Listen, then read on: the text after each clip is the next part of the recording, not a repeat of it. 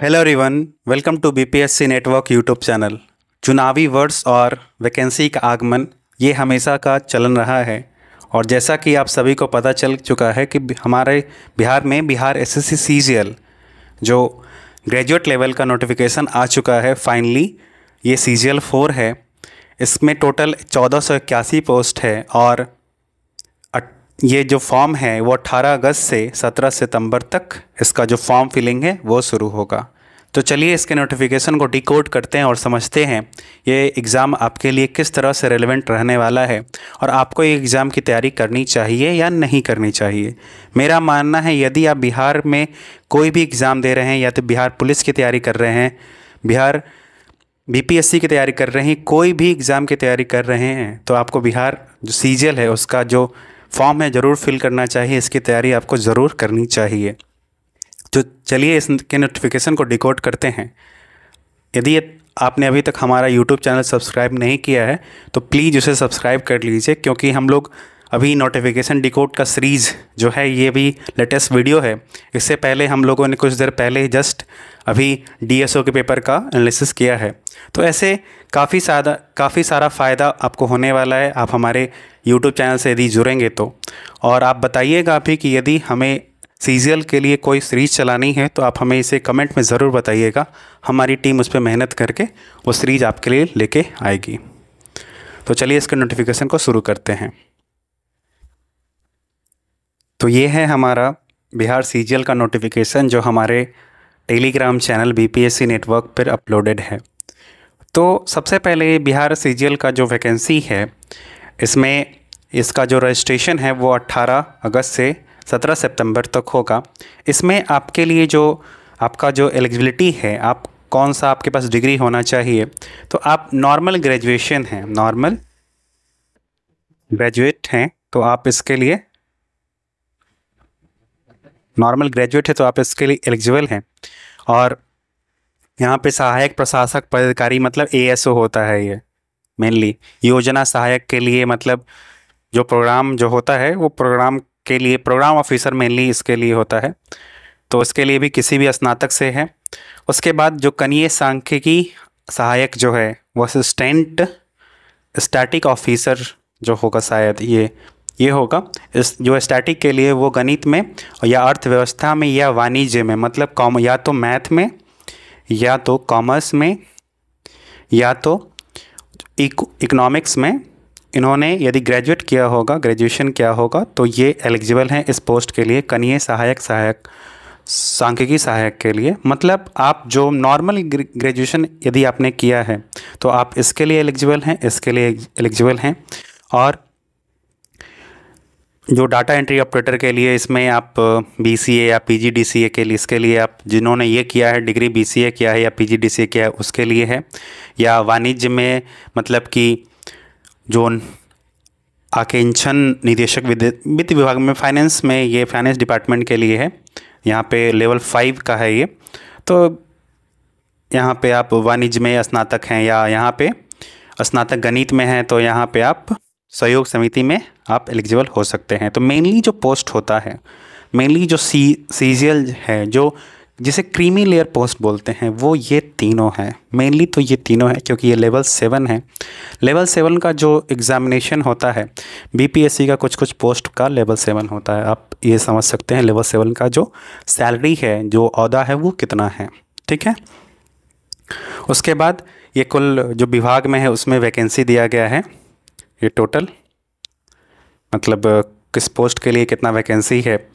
तो यहाँ पे जो जनरल वाइज वैकेंसी है, यहाँ पे जनरल के लिए कितना है, ओबीसी के लिए कितना है, एससी एसटी के लिए कितना है, ये टोटल सीट है। और ये जो सीट है इसमें 510 जो सीट है वो फीमेल के लिए एलिजिबल, मतलब फीमेल के लिए रजिस्टर्ड है, वो उसमें फ़ीमेल ही आ सकती है।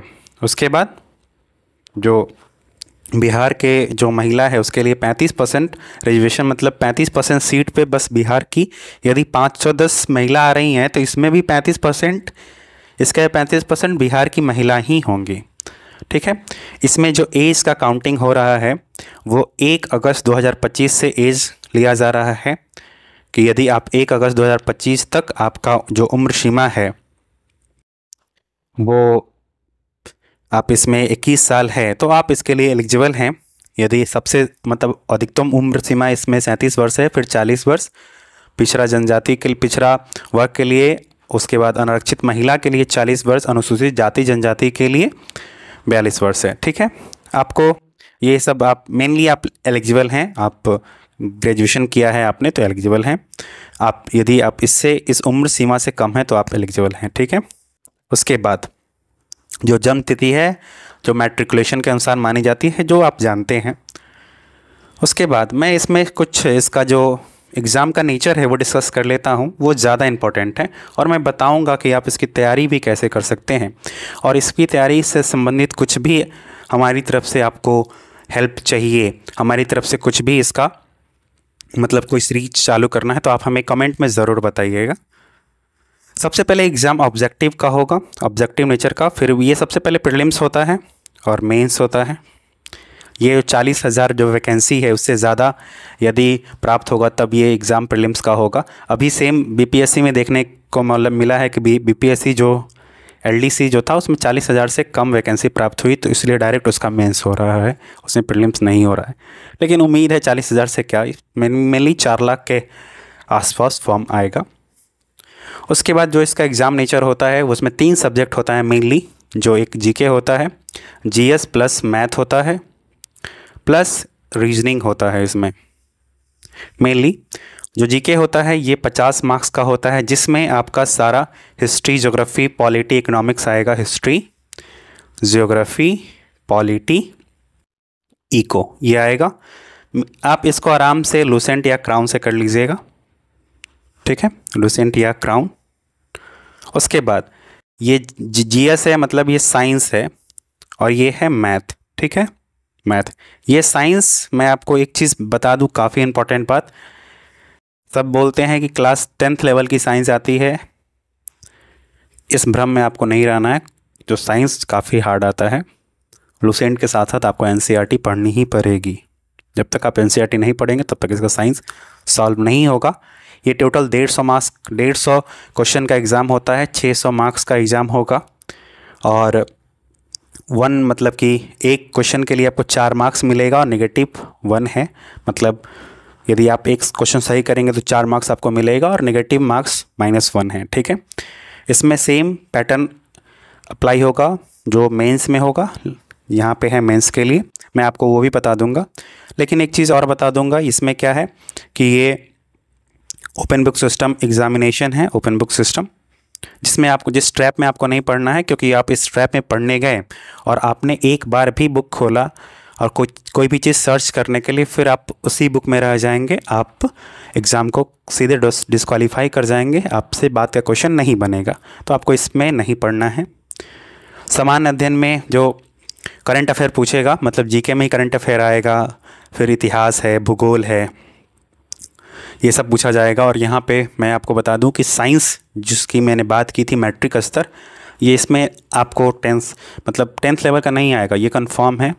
एनसीईआरटी आप अच्छे से पढ़ लीजिएगा, अच्छे से मतलब अच्छे से। ठीक है, क्लास 6 से 10 तक की एनसीईआरटी अच्छे से पढ़ लीजिएगा, लूसेंट कर लीजिएगा और घटना चक्र कर लीजिएगा, जीसी जिसे हम बोलेंगे घटना चक्र, आप उसको कंप्लीट करिएगा।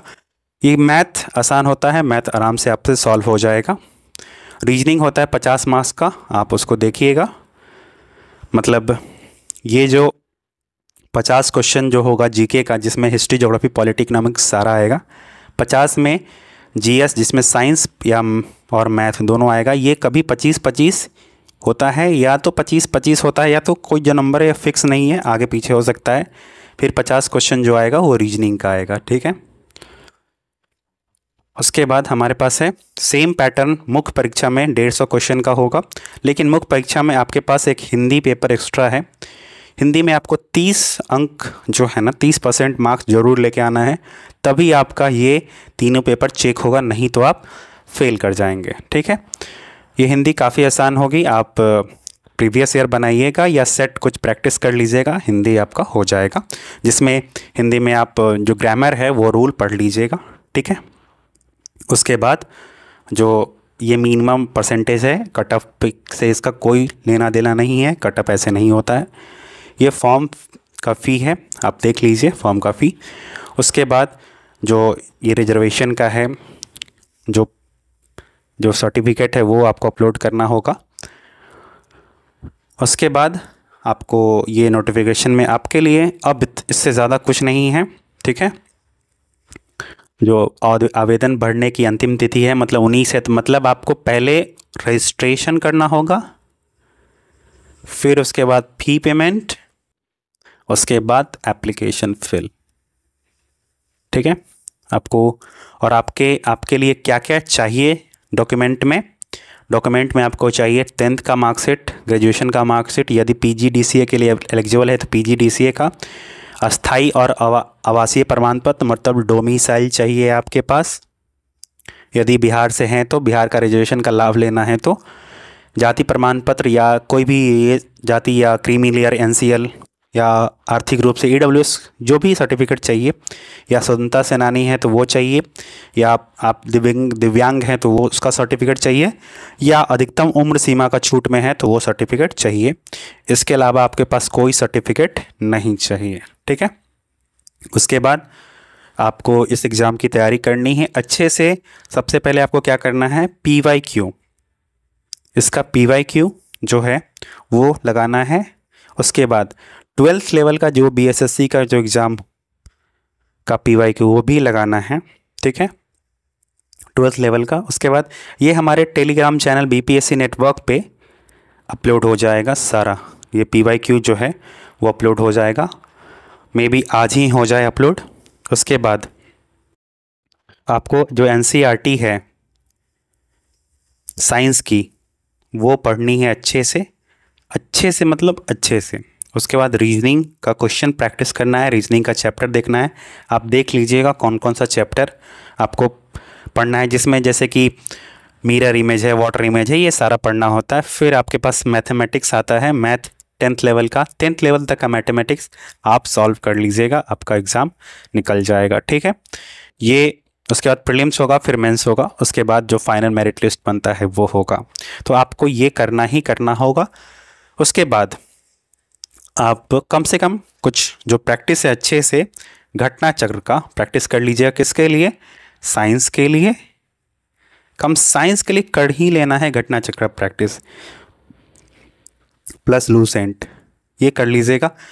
साइंस घटना चक्र कंप्लीट करना है आपको, सिंपल एंड क्लियर, ठीक है। तो ये रहा हमारा नोटिफिकेशन का डिकोड का सीरीज। मैंने आपको बता भी दिया कि आपको कैसे करना है, कैसे पढ़ना है, आपको इसमें अच्छे से लगना है। और भी कोई भी डाउट है आपका, या कोई भी आपको चीज़, कोई भी सीरीज चाहिए आपको इससे रिगार्डिंग, जैसे करंट अफेयर का या और भी सब्जेक्ट का सीरीज चाहिए या बिहार स्पेशल का सीरीज चाहिए, तो आप हमें कमेंट में ज़रूर बताइए। और तब तक के लिए work hard and thank you so much.